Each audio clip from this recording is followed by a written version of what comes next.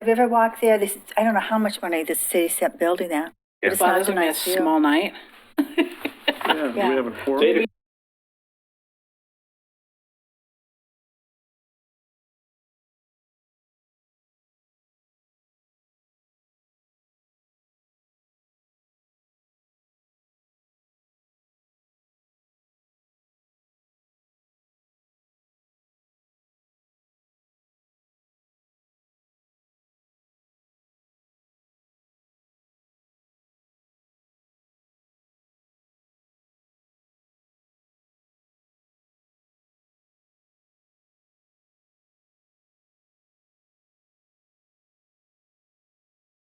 Good morning. I think it's coming. Wow, Yeah.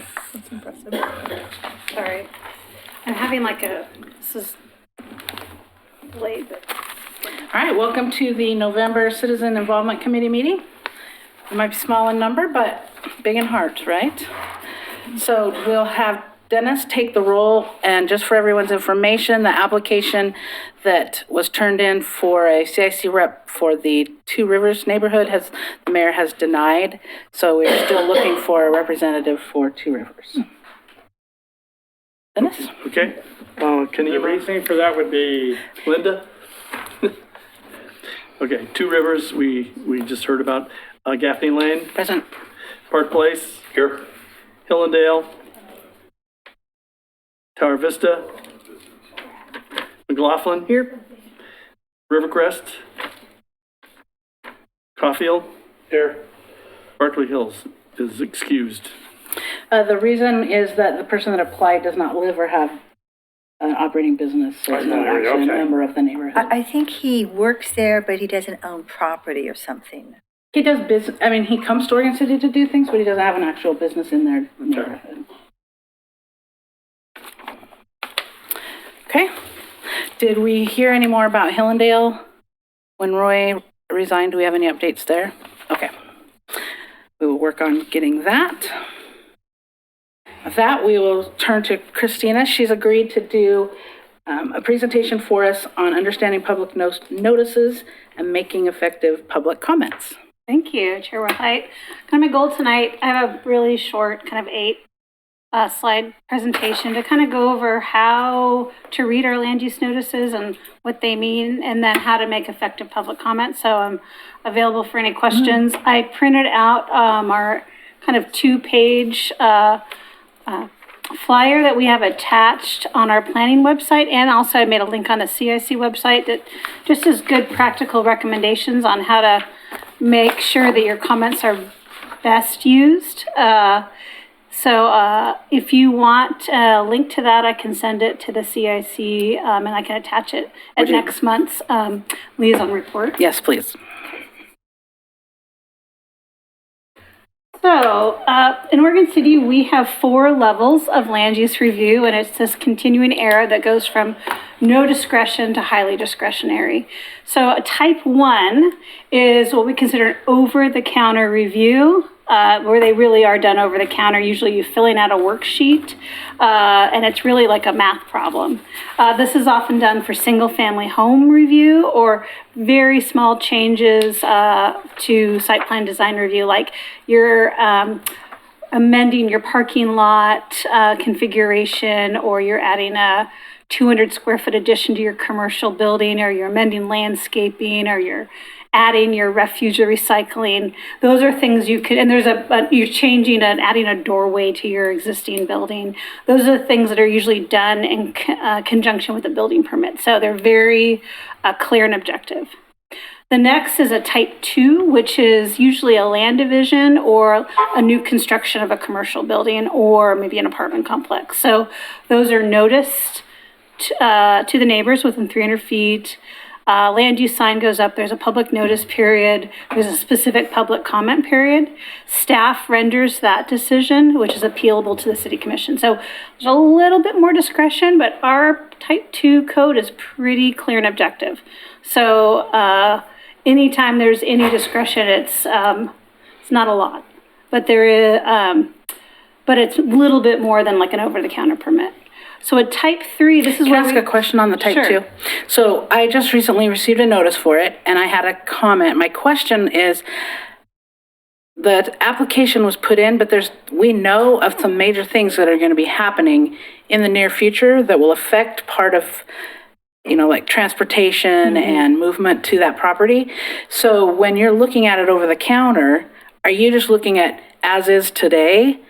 Because like the traffic study they turned in is as of today, but we know within the next year, it's going to be completely different. So that's a good question. So a type 1 is so small that it's not going to trigger anything. Yeah, it's a type 2. Yeah, so a type 1 is over the counter. Type 2 is a staff report with conditions of approval. And the traffic study does look at the applicant's proposed use and looks at the regional model and the model of existing proposed projects.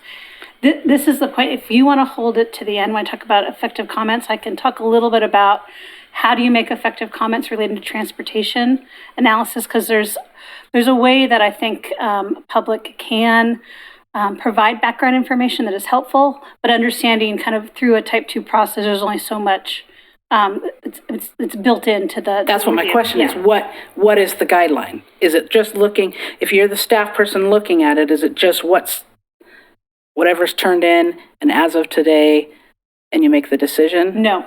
I'm going to answer the question, but then we'll continue on. But transportation studies look at what the applicant is proposing.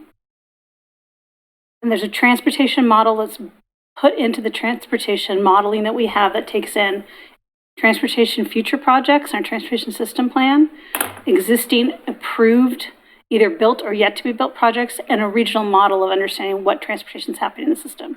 So I'm not a transportation engineer. That's about the level of my expertise, but we get back from our transportation engineer an understanding of what type of improvements are required by the applicant, what's their proportional level of improvements required based on what they're proposing. But what I guess is the transportation report that comes in with the application, is that what you have to look at, or do you have another transportation report that'll come in to go along with that when you're making your decision as staff? Okay. Is it just their traffic engineering report? No, we have a transportation engineer that reviews the applicant's report against our city's modeling. And so if that may actually be, since as you can tell, I'm not a transportation engineer, that may be a good future presentation. We can bring John Replinger in, who's our transportation engineer. He's been a contract engineer for over 20 years for the city, and he reviews our transportation projects. And that may be a nice kind of one-on-one that the CIC can sponsor at a future meeting. So whoever receives that at the counter that's going to make that decision will get a report from John in addition to the application Correct. stuff. Yeah. Okay. Yeah, I mean, you say over the counter, I call it Or over the type- counter, type but two. it's When we type say- 2. Sorry, type 2. So the hard part about the type 2, well, not the hard part, but with a type 2, it looks at the condition of the transportation system at the day of opening. And as Christina walks through this, when you get into type 3s and type 4s, when you're looking at zone changes or comp plan amendments, the horizon that we look at is much longer. So there's little nuances. All traffic reports and what we look at aren't identical. Right. So I'm just talking about type 2. Yep. So If one so a comes in and I commercial know building- that there's going to be changes on Malala Avenue coming into the streetscape, but it's not, none of that is in their engineer's report.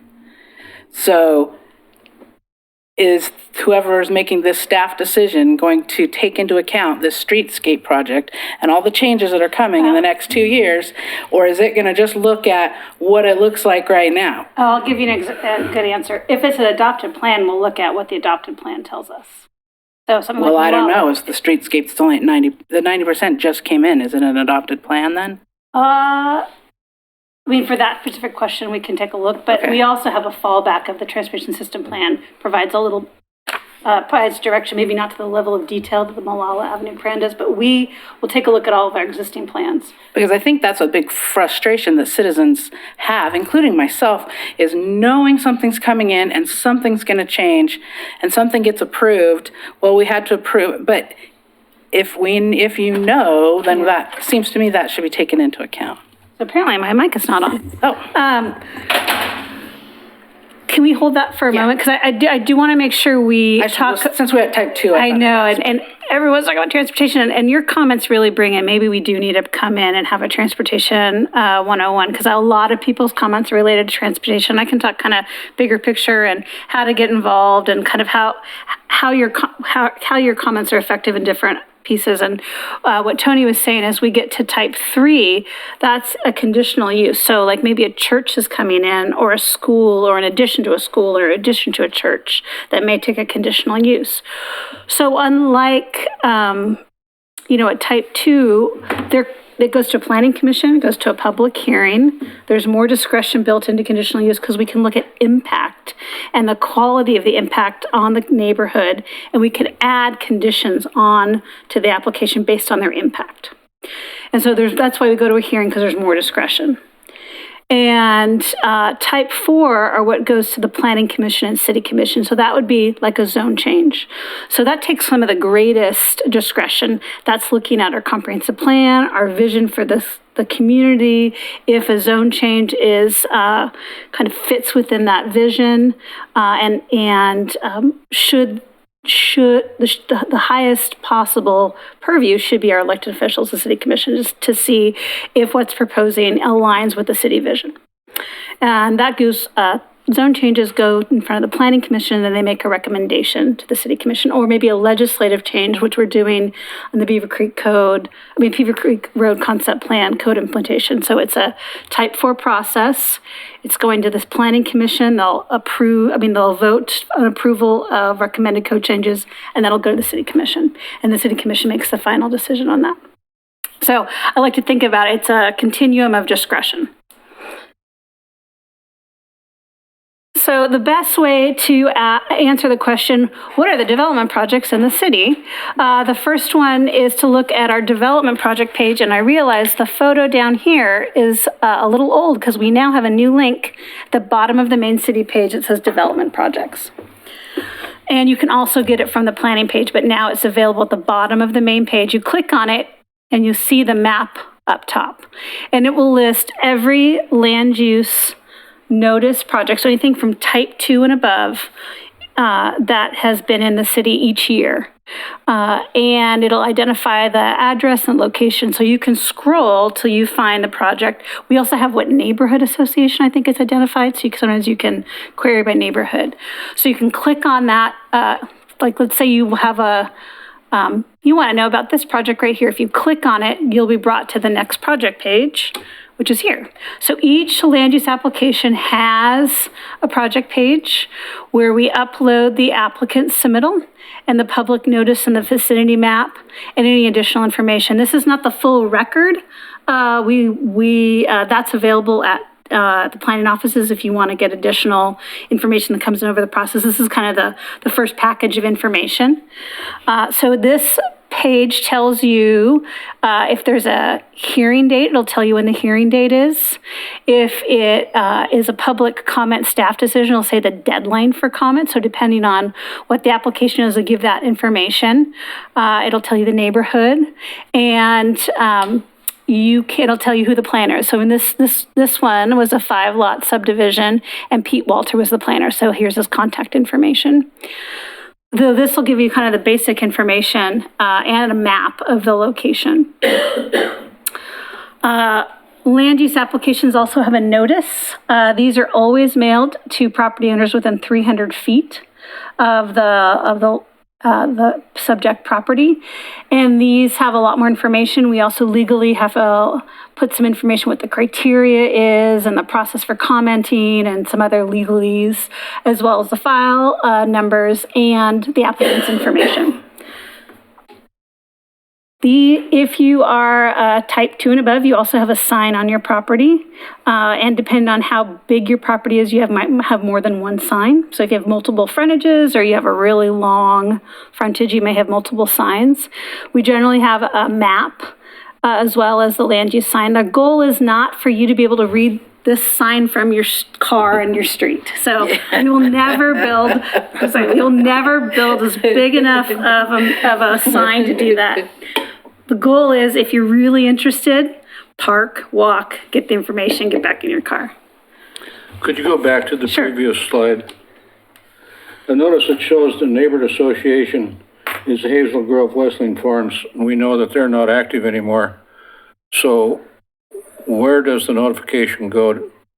Right, so, I mean, this was a sample page from a Yeah, I previous realize year. that, but it just brought my question So we up. still have, you're still categorized by neighborhood association because that's a GIS function. We send the notice to all, to any neighborhood association contact we have for that neighborhood association. So if we don't have any, we still would send it to our chair of the CIC. And right now on the city page and the planning department knows that any that came in to an inactive neighborhood have to come to the CIC. So they would yeah. have to do a presentation but- here or hold one Yeah. of their own. But you're still going to be identified by your neighborhood because it's a function of our mapping program. That's not going to change. Okay. So once again, you're never going to be able to read it from your car, park But you your could go car. click on the map then. You could go back to Yeah, home and but click on honestly, the map. best thing to do is go look at it and write down the file number and then go back to your computer and look it up. Or just go back to your computer and find it. We also email this notice to lots of people. We have, I don't know, probably 60 people on our email notice list. And so those are city and county departments, local state agencies, neighborhood associations, the CSE chair. We are always trying to update our neighborhood association contact list. So if for some reason you're noticing nobody in your neighborhood association is getting these emails, let planning know and we'll would you know? amend it. What? How would you know? Well, I know. But if you're hearing that you're not getting it, let us know. I'm always trying to work with our planning department to keep them up, but let me know. Let's see. So that is a really way. We also send it to CPOs as well. So like the CPO being the county planning organization. I was just supposed to say that. Alphabet soup. People, groups like the Hamlet of Beaver Creek are on our mailing list. So unfortunately, they get everything, but they can, query the emails that matter to them. You can also get access to all of the exhibits related to an application that are type 3 and above on a planning commission or city commission agenda. So you'll see on the left, all those exhibits are hyperlinked as PDFs.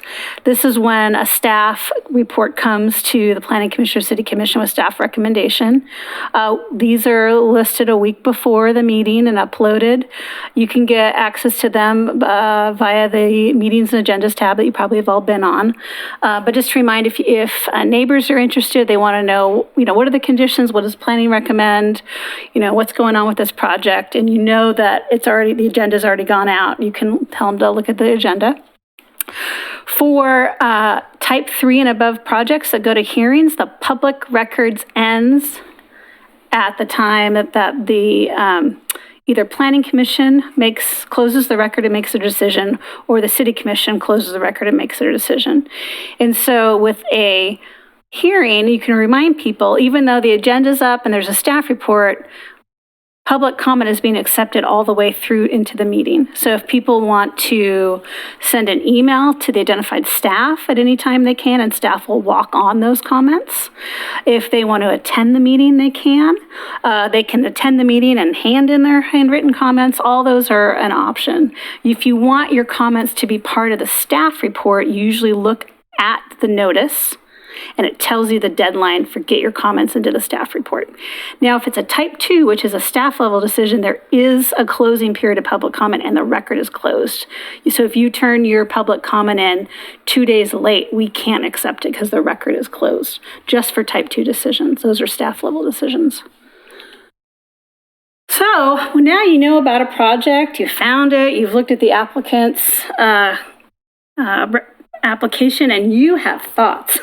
How best do you present your thoughts to both staff and the Planning Commission, City Commission? So some comment about letters, always includes your name and address and phone number and email. Now, if you don't want to include your email because it will be, added as a PDF, you don't have to. So anything you do turn in as a public comment will be uploaded into our public comment system and, is available for people to look at. So remember, if you want your email added, to choose that.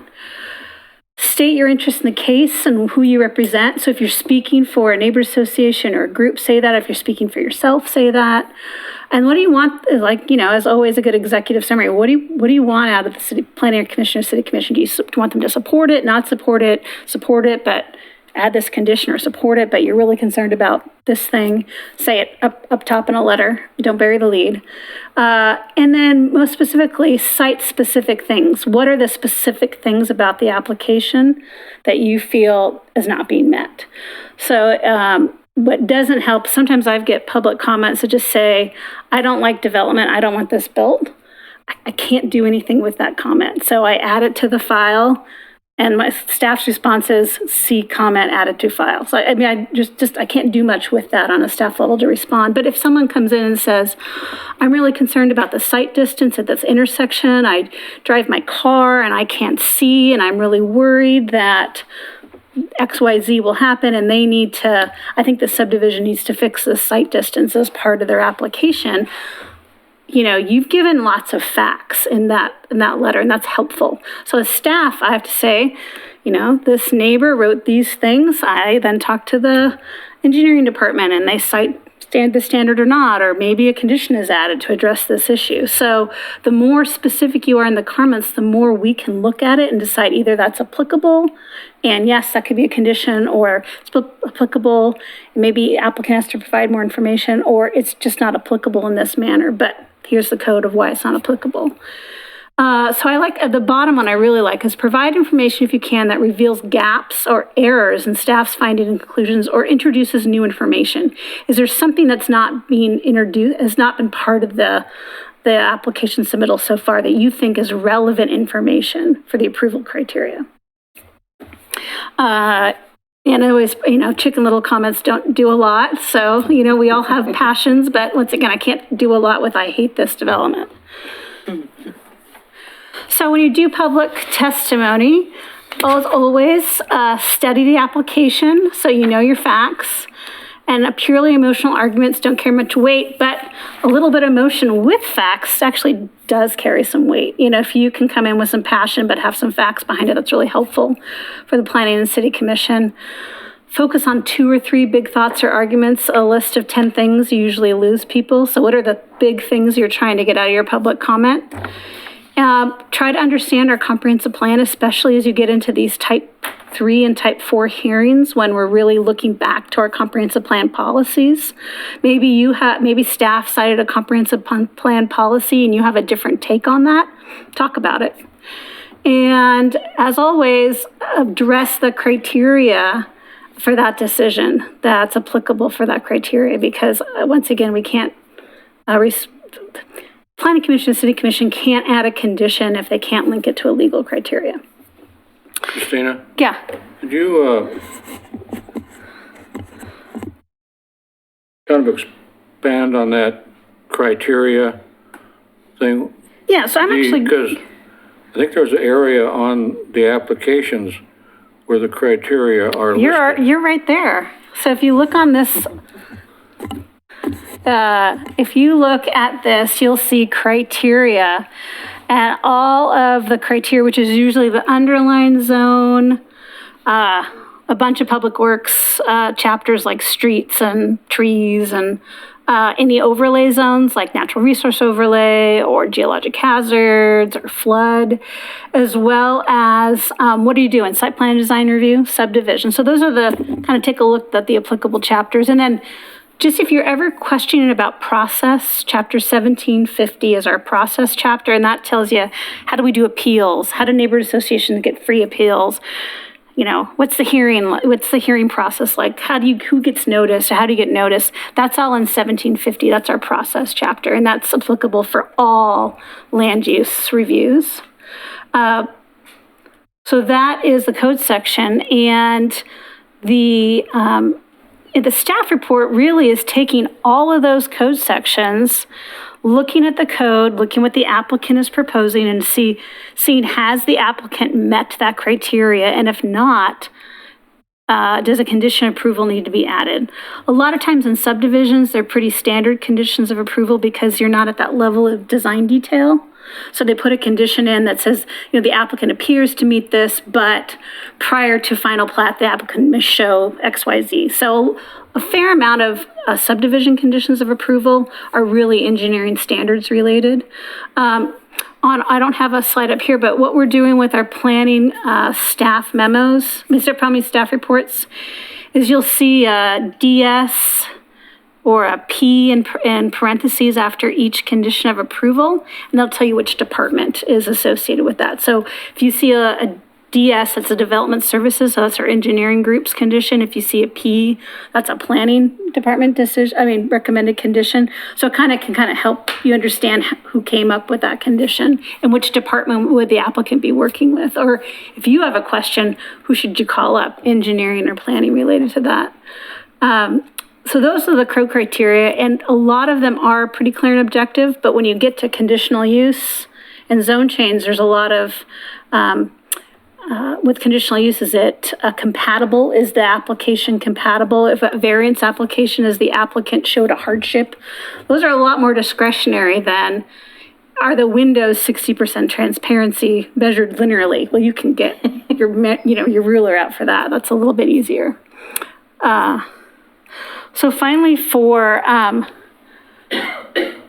kind of those basic 6 rules of verbal testimony: be courteous, be brief, focus on primary issues, supply meaningful facts, respect others, and avoid repeating prior testimony. So if there's 10 of you all coming up because you do not want to support an application, listen to everybody ahead of you, mark off what they also said, and then maybe add something to the conversation. So you can say, I support everything the following speaker said, and now I want to add this to it. Because with the Planning Commission, it's, if you've all been up here, when you listen to people, if you have 10 people saying the same thing, it kind of loses its momentum. Whereas if people say the thing in different ways or in different emphasis, I think it's more helpful to follow the train of public comment. So to respond back to Chair Hill's comment about transportation, it may be good for this group to learn a little bit more about how, especially more clear and objective transportation reviews are done, because I think that is sometimes what people get really confused about, how their comments are integrated into an approval for a type 2. We have a very strong legal burden as cities to make sure that we put any conditions that are proportional and have a nexus to a development application. So for example, if a 30 or 15 lot subdivision came in and we can't make them fix an intersection, 1,000 feet away, if that's not proportional to their 15 lots. So it's that combination of bringing system development fees in and we package together projects that are proportional, or what is that nexus? How many cars of their development are going through and impacting it? So we're always talking to our attorneys, we're always looking at that nexus versus proportionality. And that's when we get to these decisions, what we legally can require, especially off-site improvements. Usually you can always get, a commercial or a subdivision application to provide street improvements on their frontage. But it's the off-site improvements that get a little more technical about what we can and cannot require done outside of just collecting system development fees. I think that's a great idea, because one of the things that I remember specifically jumping out is the number of trips. And if you're adding in 24 units and you say there's 10 trips in the morning and 14 in the afternoon, that doesn't compute with when the engineers come to our neighborhood associations and talk about 2 trips per unit or something, and it's like, well, then how did you just get less? So those kinds of things would be good to know. Average daily trips versus PM peak trips and all those kind of pieces of how, we look at engineering transportation studies and how that's translated in a legal way. Yeah. That AM and PM peak is the one that we focus on. Because you could drive down 213 right now and there's more capacity than we'll use in the next 50 years, right? So if you were proposing something Yeah, that their business operations were overnight, we're going to bring our trucks in and get them in and out of the docking facility between 9 p.m. and 4 a.m., right? The AM and PM trips then obviously aren't being impacted, and that's where we struggle, right? I mean, that's where you get the failures at the intersections. And so that's where you get into, okay, you assume 2 trips per single family house, 2.5 trips per single family house, but then there's, how many trips are going to actually be leaving between the AM peak hour? yeah, and how do you And then decide that? where are they going to go, right? Which Yeah. route are they going to take? Yeah, Yeah. trip So I think distribution that's is where a- John would be very helpful in some I of agree. that methodology that's utilized in the trip distribution and calculation to explain why Right. those numbers are different depending on what you're looking at for the time of day of travel relative to the time of use. Or, And how often are those updated? Where do they come from? Are those state mandated, federal mandated? Are they his opinion? Those, I think Yeah. that will all help us, help citizens. Because if we don't understand or agree with what they're saying, how are we supposed to help? Yeah.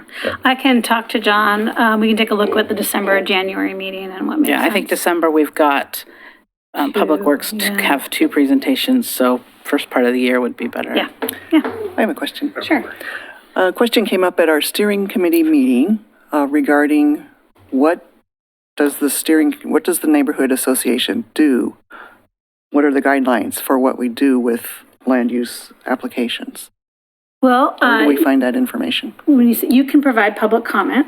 You are, we require neighborhood association meetings if you meet certain thresholds. So a new commercial building, a new subdivision, so that's probably not going to be applicable for McLaughlin, but new commercial buildings, new residential buildings that are multifamily require a neighborhood meeting. And Christina, So- what does that mean? So What does neighborhood meeting mean? So one of the completeness criteria for a land use application, and if you look in that chapter 1750, our procedures chapter, it has a list of things that require basically a pre-meeting with a city recognized neighborhood association. Now, they've come to our steering committee rather than the And general that's meeting. up to your neighborhood association bylaws. But how does that meet the criteria? If you have a steering committee meeting at a restaurant and you have 3 people there, how does that, and all those 3 people live on the same street, how does that meet goal 1? You are not getting the neighborhood's input. So if that's what they turn in, if that's all you're requiring, we need to fix that. well, that's a decision of the neighborhood association. No, I'm saying we need to fix it from the level of what's accepted as a neighborhood meeting. I think that needs to be more, not each neighborhood gets to decide, because we obviously have neighborhoods that think if they have a meeting and 3 people that live on the same street come, it's not noticed to the public because it's a steering committee meeting, those aren't always noticed. And so I think that when on the application where it says you have to have a neighborhood, I think wherever that's being pulled from, if that's in code, I think that needs to be clarified what counts as a neighborhood meeting. Otherwise, I can invite John over to my house and say, okay, John, I call Phil and Bob and say, come on over. And But I think that's getting back to kind of McLaughlin has set up a land use steering committee that addresses And land the- use. I'm not debating whether that's the right way to do it or not, but just question is, realize what that's do they to need get to an do? application deemed complete. Then we actually do the public noticing once it's complete, which includes the 300-foot mailing, posting of the property. So it's a 2-step process. One was trying to, make folks aware in the neighborhood association that an application's coming. And then there's a second notice when the actual application is deemed complete. All the information is ready. And then you go through the public noticing process. And I So I think understand what you're that'd be a saying, discussion for but the when you CIC have to 3 tell people, neighborhood I don't think associations how to that's do their meeting the- bylaws. I don't think that's meeting the need. I don't think that letting each neighborhood, I mean, I agree there has to be discretion on how neighborhoods handle, but I don't think you should leave it up to each neighborhood to just say, okay, this is how we did it. We had John came to my house and I invited two of the neighbors and we called it a steering committee meeting, therefore it's legal, here's our minutes. I mean, I think that doesn't meet the definition. Well, we had a pediatric clinic they're going at Malala in 213, and they came to the neighborhood meeting, and he step by step explained what he was trying to do, how the land came about, who was involved. So if they come in a group like that, at least we understood what was happening. But you said a couple of people meeting is not the way Yeah. to Our steering handle committee has about a 7 big people change at in your least. neighborhood. Yeah, like Gaffney Lane used to have a land use thing. All of the notices went to the land use. I was the chair for a year before I even knew he was getting things and he was making the decision himself. So, I just think that it's something we could help. It's a goal that I think we need to address. And I don't know if it's the CIC that should address it, if it's the city commission that addresses it, is it the plan? I mean, would we get a ball rolling? Well, it'd probably be a good conversation for the CIC because I know each neighborhood does it a little differently. Some bring bring those meetings to the full neighborhood association meeting, and some have set up steering or subcommittees that have been adopted by the board of that neighborhood association to handle those. So I think we'd probably be hearing the pros and And our cons of question both was, methods. how do they handle them? Yeah. Are there guidelines somewhere? No, there aren't. So that was why there was a Linda? I think it's up to every neighborhood how they're going to handle this. And some of the neighborhoods are much smaller or have more people that are active than others. Some of the neighborhood associations, I think, are so small, they don't have enough, or so new that they're not getting the people there to handle all these problems. But I think every neighborhood should have its own way of doing this. Kenema has a land use liaisons who comes to these meetings, attends all the meetings, and gives us a report at all of our meetings, so we know what's coming up and what's done. It's an excellent report that he provides. So if you receive a land use, if somebody wants to build. Something in and Kenema, they come to our neighborhood meeting. So see, they're coming to the meeting. And that's what I mean. I think there needs to be And then the whole neighborhood hears what we do, and then we usually take a vote. Do we support this person or do we not? And then that person has the meeting minutes he can take. He has our sign-in sheets. We have sign-in sheets. How many people were there? Were these all builders or were they neighborhood people? And then we have a letter of support or not a letter of support that we can send, and they get that to go with their package that comes Well, in. and I agree with you, that's how we do it, but that's letting the most neighborhood know, but not all neighborhoods are doing that. So I think there should be a minimum threshold that I have a hard time if you have 3 people that are your steering committee and you allow the. 7 that are I know, steering committee. you do, but some neighborhoods don't, and they're counting that as their meeting. I just think there needs to be a minimum threshold of notification. I mean, if only 3 people show up, only 3 people show up, but somehow it feels like there should be a threshold that has to be met. You know that I had a comment after Stephen. Steve? So one of the things about that presentation, the pre-application presentation, they're just giving information. It's not a yay or nay from the neighborhood. They're just being presented. The neighborhood will now have an opportunity to make comment following that presentation. So there doesn't need to be any decision made at that point in time. Well, not a decision, but when they come, they're at the input level. Yeah, So they're still at the beginning. that's what's wonderful, because that's the time you have the opportunity to say, ooh, have you thought of this? And they think, oh, we haven't, and we've seen that happen, and then they change. And it's nice because you don't have to go through this formal come into the hearing and have your information put in. Yeah. And so that's what's nice, but that's why I'm saying, if only 2 people are there. Right. So people. the other thing that sort of came up earlier is we now have inactive neighborhoods. And those, They have to present Yeah. here or have. are they going to be presented to the CIC? They have to, the CIC is in the place of the neighborhood. Like if Hazel Grove, if something was coming in, Right. they would have to notice. So there's- And they could either come here or they could choose to hold a meeting in the with our CIC Yeah. approval in the Hazel Grove area. So that was actually. All has to be approved by the CIC. That was one thing I was going to mention. The reason why, one of the cases of why there's sometimes steering committees is because some of these neighborhood associations only meet every 3 months.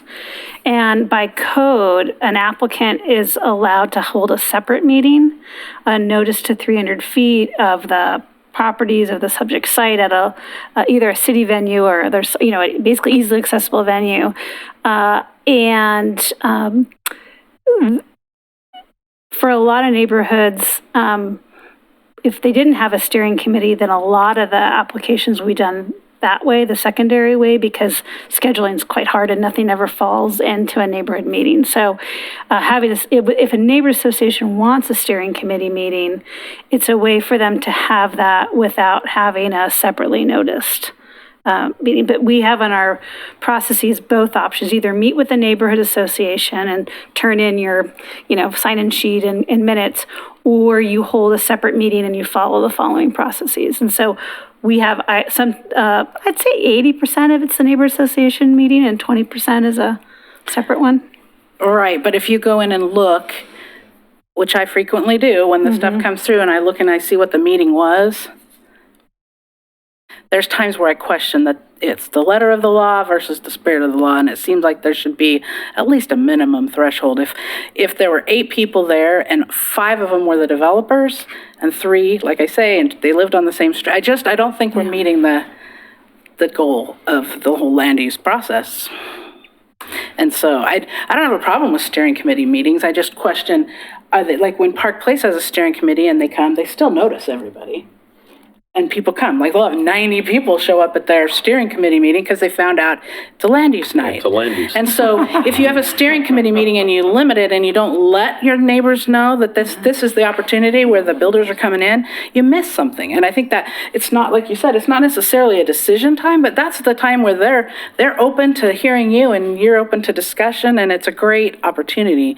And so if you just throw it off to a tiny group, and if that's how your neighbor decide, but again, if there was a minimum threshold, I just think it would be hopeful so that people feel like they were heard in this. I think that was the whole reason that they did the neighborhood, was it was less formal, it's ahead of the game, so you're hoping to thwart some of the major contention. I mean, sometimes you're going to have it in big developments, but especially the little ones, if they come to the neighborhood, by the time they turn in their application, they don't have a lot of flack because it's already been taken care of. Bob? Isn't there a rule that once the neighborhood has been notified of a request for a meeting, that you only have 30 days to schedule that? So that kind of restricts also, because like you said in Park Place, we get notification out. So if it's, we get a whole bunch of people if it's a land use, but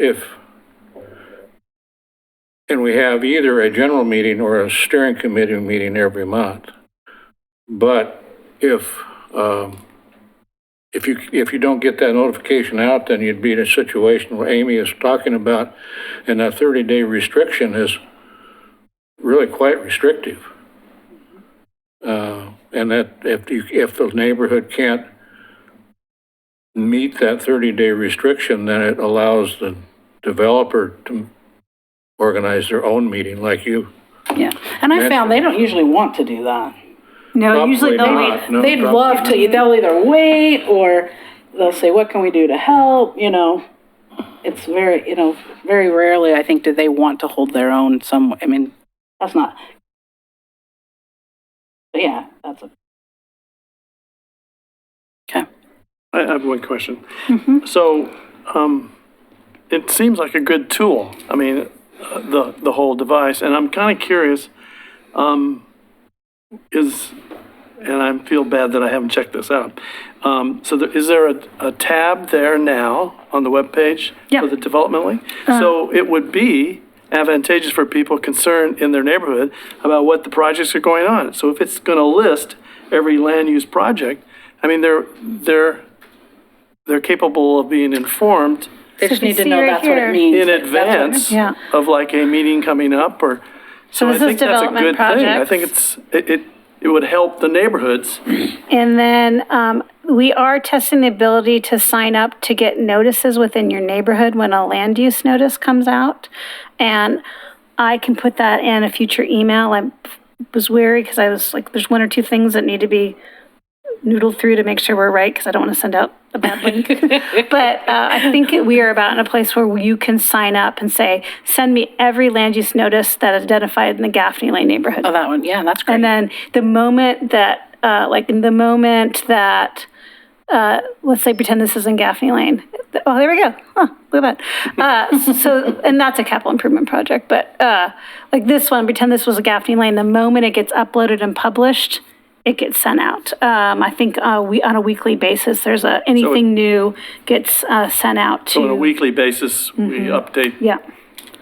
So, And I get that right now, it's really kind of yeah, nice. and we've been testing it out, and I think we're like ready it. to send it forward. But we had some technical things we needed to work through before we wanted to blast it out. So as Linda was saying, we've been very fortunate. We had, a gentleman in our neighborhood who would take this task on himself, discover what projects were going on, and then give us a report. Right, and he's, your neighborhood contacts for land use are in our notice, or that big email notice, so they do get that as well. So, I mean, this is a nice enhancement. I have one more question. Just one more. Conditions of approval.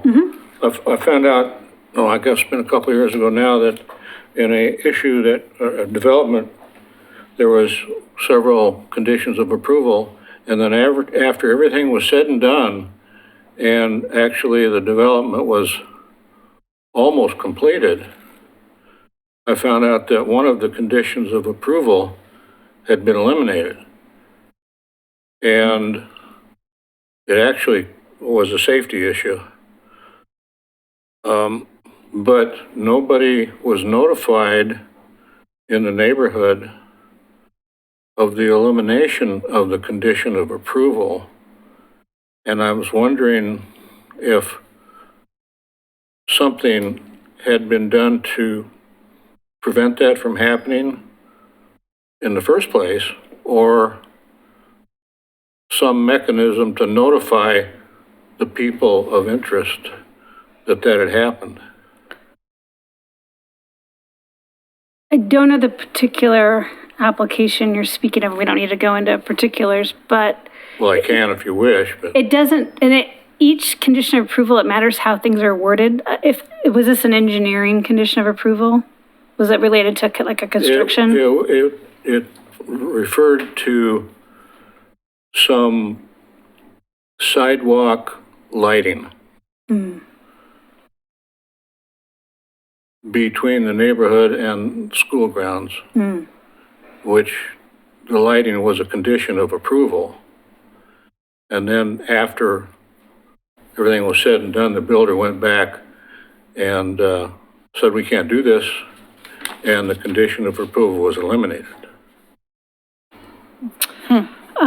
I don't know about that particular one. Generally, the conditional approvals are the condition of approval, though there are some situations where new information comes to light, and I don't know if there's a technical issue, but for the most part, your condition of approval is your condition of approval. So that's why I need to get to look at the actual wording, and maybe it was written in a way that further design could Well- finalize something.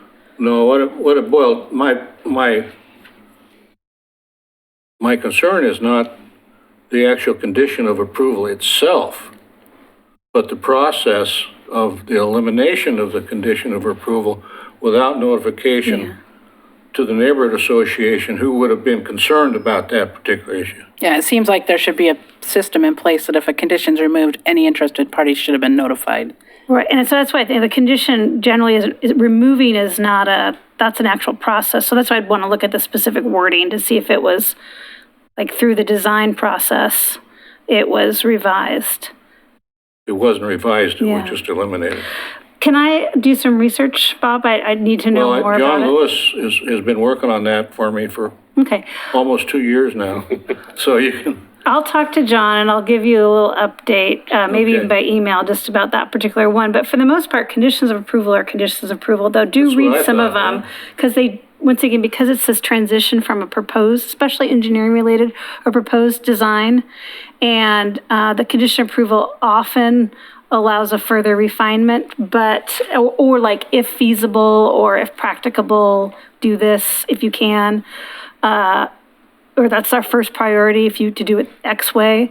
So it really depends on how something's written. So I'd have to look Well, at. I don't want you to go into a whole bunch of research on this because. Yeah, again, he's not the specific Yeah, one. because the reason why I'm saying is we Because it don't. was what happened is they found out that PGE wouldn't allow that lighting. Oh, So, John is trying to figure out another way to provide Yeah. lighting for that. But I don't want you to go a whole bunch of Okay. trouble and try to research something that's already been researched. So I guess- Again, my issue is questioning the process of eliminating that. Shouldn't the neighborhood or people of interest been notified of the elimination? So if it says if feasible, and the contractor says not feasible, and they say, okay, no one's notified, is that what you're? well, you're notified with the final conditions of approval. What I'm trying to and the reason my squirrel cage is running around in circles right now, because I'm trying to come up with an answer of, we don't have a process to provide, because when we review conditions of approval, sometimes it's over a 2-year period, and, you're like, okay, condition 35, 36, and 37 were met this week. You still have these, and so it's this long process that we kind of work with an applicant, and they propose, and we check off one, so we don't have anything simple to say when something, we're usually working up to a plat or a condition of, certificate of occupancy to find out if we've gotten all the conditions met. So when you say something's removed, that's why I little thing came up, because that's a separate process. So I'd have to talk to John about that particular question. All right, is there anything else did we interrupt? I'm sorry, Denise, I interrupted about the whole land use. Yep, no, my Thing was question was that- not answered, so. It wasn't? No. Yeah. No, the question was, are there guidelines for what the people that are going to be deciding, providing a yay or a nay on a land use No, application? because you are separate entities as a city, and all we require for completeness is that you hold the meeting. So it's your bylaws And we that get tell to you what decide you if we're need to going to do. support it or not. Yeah, and actually, our completeness doesn't even require a comment of yay or nay. Their completeness is that you had the meeting. Okay. Yeah. And you had the meeting per your bylaws. 90% of the time, our neighborhood won't say yay or nay. Yeah, it's just a completeness item for us. Thanks. Okay, those All right. Are we done? That's all I Okay, have. thank you. Public comments. I know we have one. Bob LaSalle. Where's always going this time? Sorry.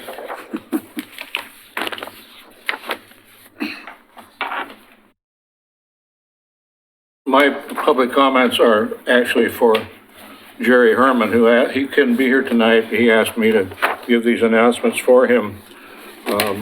And he, of course, we know hasn't been allowed to be on the CIC for good reason, but he still intends to take part in the meetings as a observer whenever he possibly can. But he asked me to, again, announce this Two Rivers Neighborhood Association, kind of a tour that they have on the one side of this brochure, 1 week prior to Thanksgiving, and I think he told me he did not have the registration phone number on the previous flyer that he sent out or provided to you all the last meeting, and so it looked like it might be kind of interesting.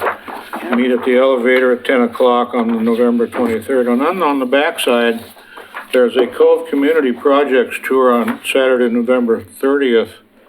Again, a 2-hour thing to reestablish trails, the history of the Cove, invasive cleanup, native trees and shrubs saved by youth, future Cove and community improvement. So it might be a pretty informative kind of tour to go, and he's given a nice little map. So if you'd like to sign up for that or register on that, again, the phone number is provided there. He does a pretty good job on these tours. He gives a lot of good information, but sometimes information that's a little too detailed. A little more than what you really want to know about, but it's all right there for you. I think there's a typo.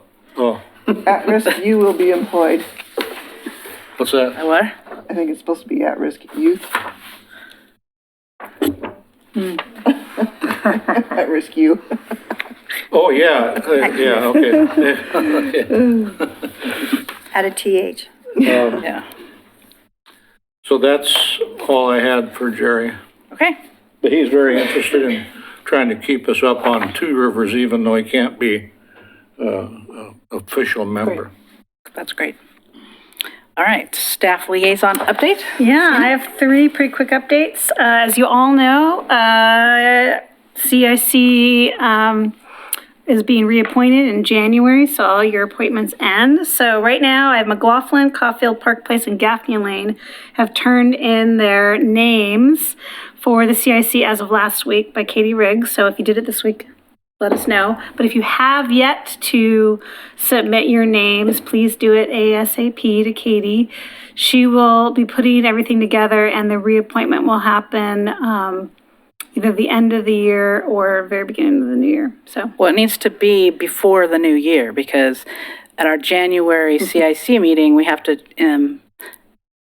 put in a new chair because my term limits are up. So we need to have members who are approved so we can have a meeting. okay, I'll let Katie know. Get your names in if you're not on that list. Kanema. Do you have a meeting coming up? We do have this I have a one. meeting coming up. Yeah, that's the problem. We have to wait for meetings and we get that. That's what I told Katie. Y'all could meet the same timeline as everyone else. I linked again to postcards. There's a page. So if any of your neighbor association is changing who's doing the postcards, I have a link to the timeline of when to turn that in. And then the PowerPoint presentations from last month are attached to this agenda. So if somebody's interested in the code updates or the water capital improvement project, we have those PowerPoints. All right. So roundtable, one thing I would like to challenge all of that are here, and then I would like to send out to the others that are here. Starting with the roundtables, I like to challenge people to bring a concern from their neighborhood or a positive something that's happened in the neighborhood.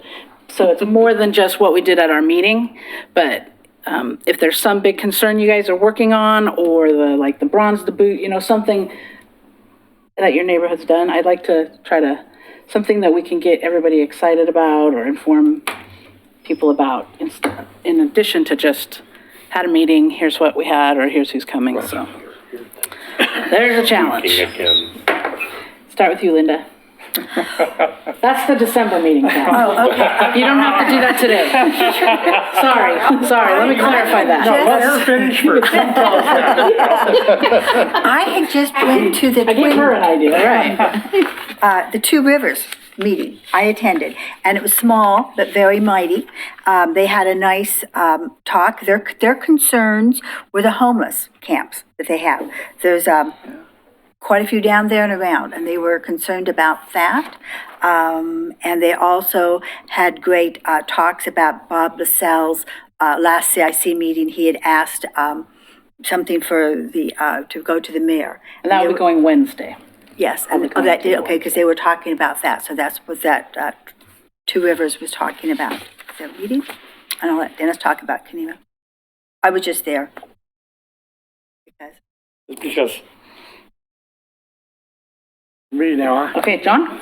We just had a meeting of some of the heads of our group. Our chairman is not gonna keep the position next year, so maybe 2 days before Thanksgiving, so hopefully we can get that problem solved. Yeah, that's the biggest thing we have, because the vice chair doesn't have time for it, so we'll see what's happening there.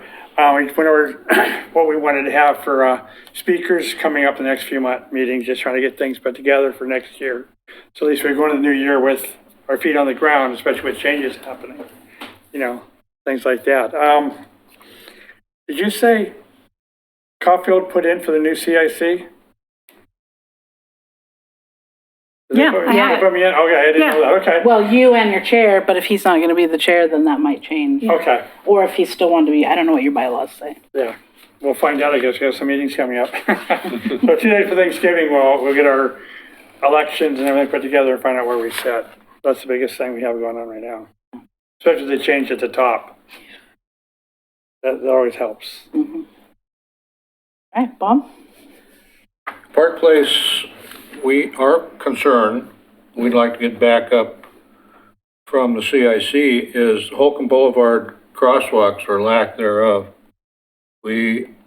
Steve and I went on a tour of the whole city and counted how many crosswalks, how many signals, how many stop signs were in several streets, roads, avenues throughout the city comparable to Holcomb Boulevard in distance.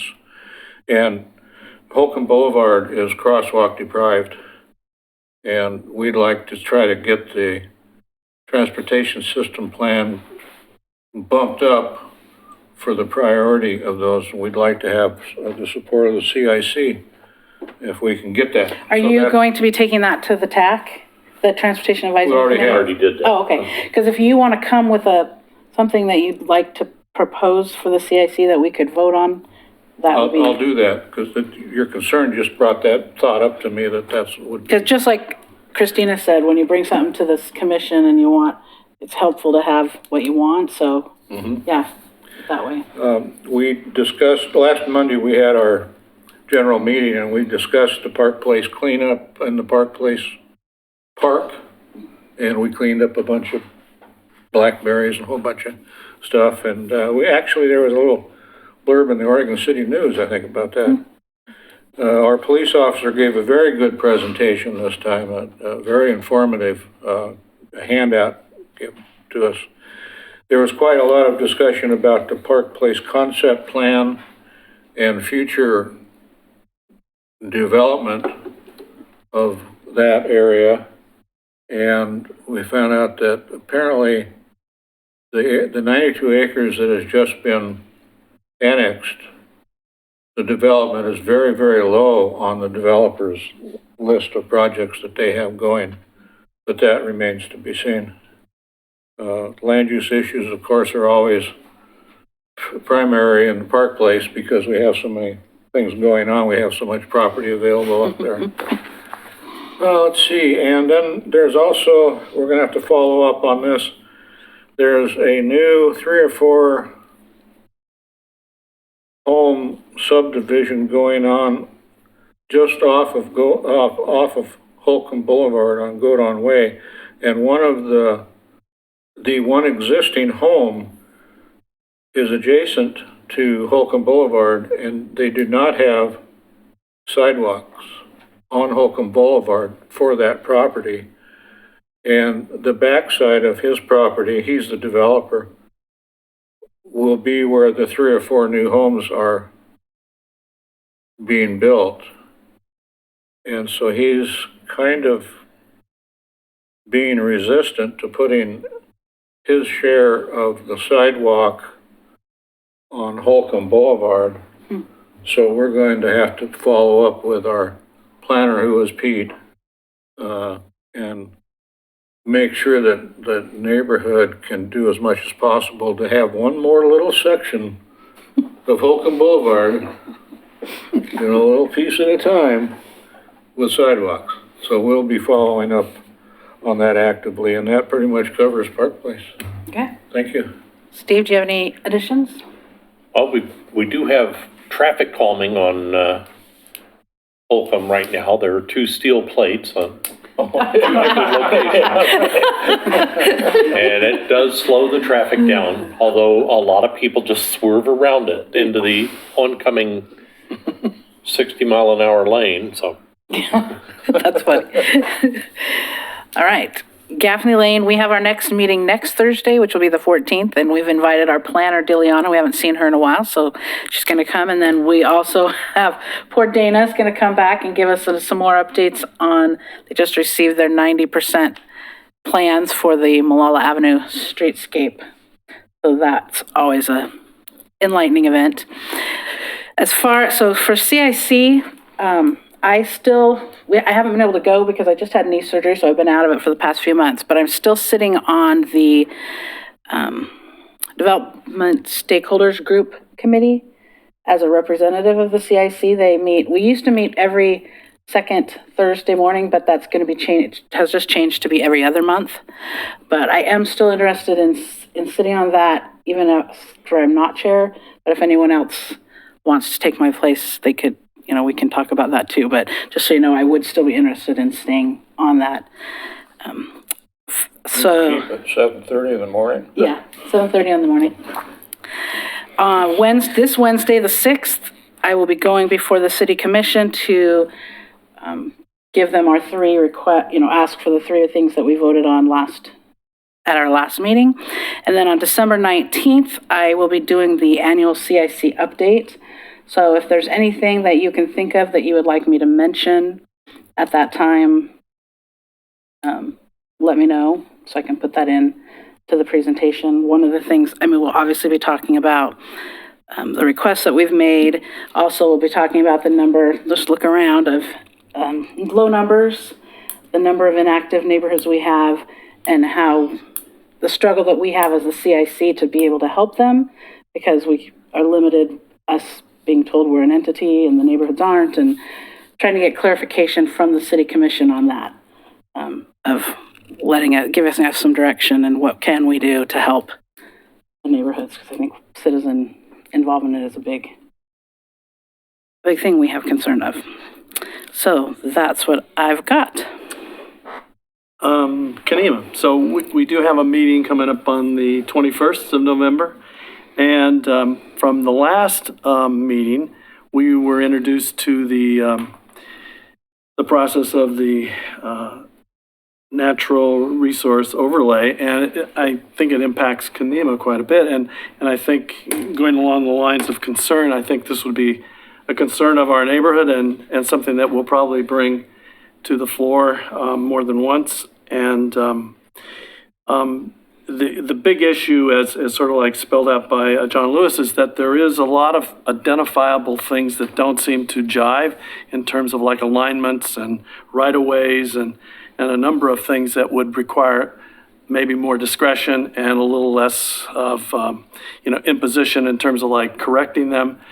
Things can be adjusted. I don't think we're going to move roadways, and we're not going to increase the length of the size of the right-of-ways. But I think when you put it on a screen and you show 70-plus violations, it's quite alarming. And many of the neighbors in our neighborhood don't even realize that some of those red dots will fall onto their property. And I think going forward, we need some allowances. We need some revisiting to see what can be done to deal with such issues, as opposed to subjecting certain individuals who have to pay that problem and deal with it in its sense of like a hardship or some kind of a violation. And so this concern will be going forward, and I'm sure you'll hear more about it from Kanima. I saw that article with the write-up in the paper, and I was hoping you guys would mention it. That was alarming. Just appalled. Appalled. Yeah, that's my, a good word. Of this. Some of these issues, because we don't have alleyways or streets, and some of these are they're being called an issue because between your house and the road, it's city property. How are you getting there? Well, other people have cut in aprons, and we don't have that. So by crossing over and paving it, then that's a violation. And some of these homes are so old. They're almost over 100 years old. And Kanima wasn't even a part of Oregon City until 1928, and these homes were built way before that. So when Oregon City came in, they kind of took us with the warts and everything, but I guess they didn't. I don't know. I like the one where a building had been built in an alley or something. Yes, yes, yeah. That's not an easy fix. Not an easy fix, so I don't know. We'll be going to be talking about it, Yeah. yeah. Oh, yeah. Denise? Can I make a comment on that? Yeah, Rachel? So I would like to address some of the concerns. I can at least provide my perspective from sitting on the city commission. And I think the intent behind our effort to look into what's happening in Kanema, Tony and I talked about it this evening. It's definitely not meant to be punitive in any way, shape, or form. We were acknowledging that there's all of these issues, and you know, it was probably my idea in the very beginning to kind of say, is there a way that we can just acknowledge the existing what's happening on the ground in Kanema without it being punitive, so that we don't have 78 permits over time coming to the commission and having to come up, you know, and every single one of them, you know, however many a number it is, like, do we need to go through this process? Can we just acknowledge Kanema for the way that it's built right now? I can't, there's no intent by the commission to say we're going to build new roads or make people destroy walls and fences and porches and stuff like that. That's not the intent. It's really to more, can we fix this issue that exists between right-of-way, this conflict between right-of-way and property lines, while acknowledging the historic neighborhood and doing it right. I guess that's my thing, is my whole intent was, I was like, I just want to fix it so that we don't have to, this doesn't have to come back to us 80 more times over the next 5 years. I mean, that was really the intent, was can staff look into this and come back to us with some ideas? So we've started the conversation. There's going to be more conversations that happen on it. So, you know, we definitely want to hear your concerns. I guess I would just say know that it's with the best intent of trying to do it right and address everybody, and just say we want to acknowledge how it is, and let's make sure we can work together so it doesn't have to become this repetitive process for everybody in the neighborhood.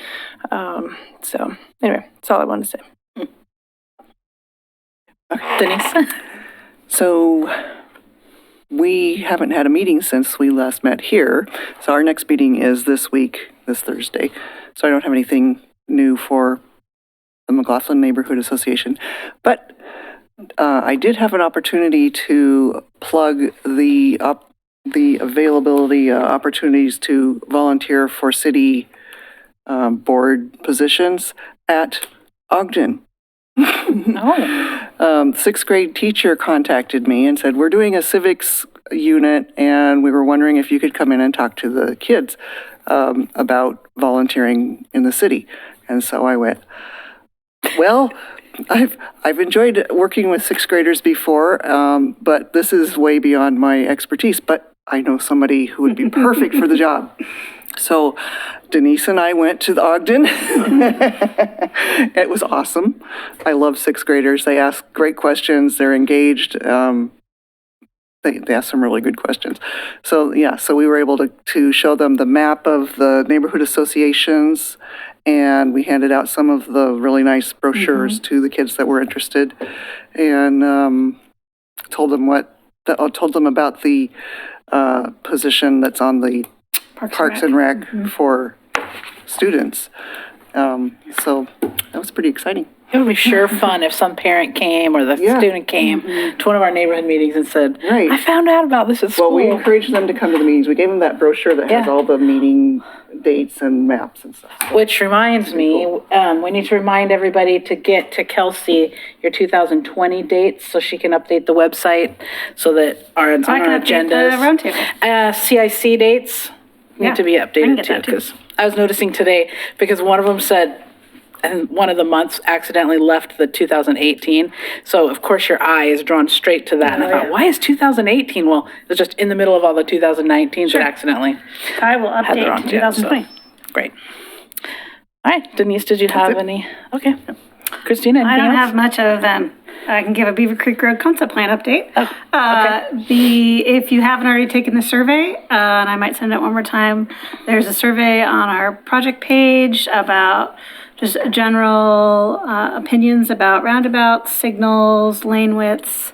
We have 175, 180 people so far responded. So it's open till next Monday. Do you have a way to track if it's a double dip? We have a limit on ISP. I have a limit on 2 per ISP. Like, you know, when your computer has an ISP, we only allow I was thinking about that the other day. I don't 2 know per randomly ISP. why. So you can't, someone can't go in there and do 10 responses. Yeah. So each computer has its own address. Right. And so we know, it's like a one I phone. have 7 computers. Well, then you have a lot of surveys to take. But anyway, we do limit that so people can't. Did all of you see online that Tony was dressed a little differently this morning?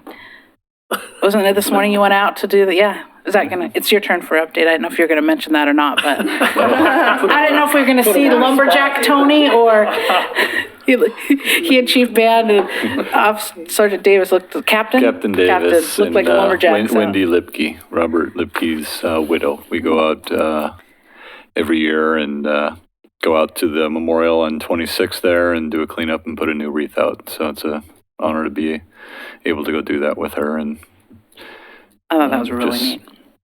catch up with her, see how she's doing, how Ziva's doing. Ziva was down on Trick or Treat on Main Street the other day, growing like a weed. So it's a very, very special thing. So Thursday, November 7th, 6 to 7:30, we have our Economic Development Manager meet and greet here at City Hall, if you're interested. So we have a couple candidates coming in for that. On November 14th at 6 p.m., an enhancement grant workshop. So the Enhancement Grant Committee had asked to meet before we start that enhancement grant process again to kind of talk about how the program's running, any changes that they'd like to make to it in terms of how grants are awarded, size of grants, number of grants, that type of thing. So just kind of looking at how we do that process before we get into doing that process. And then December 13th, 4 to 6:30, at the library community room, we'll be having a retirement open house for Maureen Cole, for our library director, as she is nearing her retirement date. So if you have a chance to come out and say goodbye to her, I'm sure she would appreciate that. And then starting this Thursday, we'll have an interim community services director. His name's Don Robertson. So he'll be in place in the community services department until we get that position advertised and rehired over the next couple of months. And then I'm on the spot a little bit. We are doing a I'm drawing a blank a little bit. Downtown parking study. User survey. So that we have a survey available online. So if you have a chance to go to our website and take part of that survey, we'd greatly appreciate it. Just trying to look at, how our downtown is accessed, how it's utilized, how folks are getting in and out of that area via their bike, ped, vehicle. Where you I park. took that survey, but I don't remember how I got there. Do you know what outreach has been done as far as how you've put it out there? I so think far? Kristen's done it, but I can send a link to the CIC. Okay. I'm just I've seen it curious, on how's the Facebook. word getting out? And I can't remember where I found it. I shared it on the Oregon City Raw, but Oh, that's probably where I saw it. that's probably where you saw it. Yeah. On Facebook, yeah. So just a shout out to Data. Data's great. This is our year 0 of data for our user, survey for how people get to and from downtown. So ideas, we can start looking at trends over time and do things, how are projects that we're doing affecting these trends? And so the more information we have, the better data we have. So that's my data. I remember at one time, Tony, you had mentioned you were going to be working with businesses in the area for after-hours parking. Has anything ever come about? Not yet. We're getting pretty close, though. I believe Okay. we're bringing a presentation to the commission, I think, in December. Because I noticed somebody posted on Facebook one night, I don't know if it was trick or treat night, they said, our lot is open tonight. And I thought, wow, that was wonderful, and that's what triggered that. Yep. So we've identified 2 businesses, 2 to 3 parking lots, private lots that are willing to participate in the program, and then we'll be opening up the City Hall lot as well. Utilize the elevator to get down for some additional off-street parking and try that pilot program out. Tony, also, what the parking downtown, and you keep track of asking people how many times you just drive through the downtown area also, or are you just worrying about the parking situation down there. It did ask questions about driving through. Okay, because I drive through there a lot, I'm always parking, but that's the way I get through a lot of places I go, and that's a traffic pattern. that, you know, Yeah, I'd it's kind of have like. to- Oh, if- like a if- travel pattern Yeah, as if well. downtown's your destination, how are you getting there? But one of the questions was, Well, it's not my destination, it's what I go through to go where I'm going. yeah, it was more along the lines of, one of the questions was, you know, do you just drive through and don't park, try to park? It was Yeah, like one of them, okay. or one of the answers, could that been your choice or something? So it really didn't address a lot of that. Yeah, because that is still a traffic pattern. That's all that I have. Thanks. Thanks, Tony. Commissioner Smith? Oh, I gave my items to you. You can tell. I was like, you want to mention that? I was like, I can take it back. So I don't think I have anything else to add. All right, anything else have, any for good of the order? All right, with that, we are adjourned until next month.